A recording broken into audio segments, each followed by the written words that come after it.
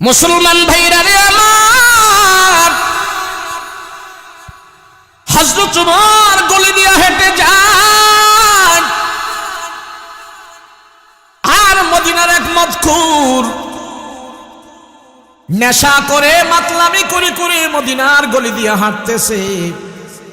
এক বোতল খাইছে আর এক বোতল তার বগলের নিচে নিয়ে চাদরের নিচে নিয়ে হাঁটতেছে। ওই নেশাখোর মাথা উত্তোলন করে তাকায়া দেখতেছে, সে যে রাস্তা দিয়া যাচ্ছে ওমরও সেই রাস্তা দিয়ে হাঁটতেছে। হযরত ওমরের চেহারাটা তার চেহারার বরাবর হয়ে গেছে। যুবক এবার থরথর করে কাঁপাকাঁপি আরম্ভ করে দিয়েছে। হায় রে,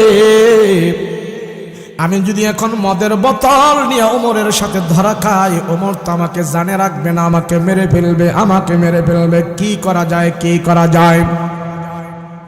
যুবক মনে মনে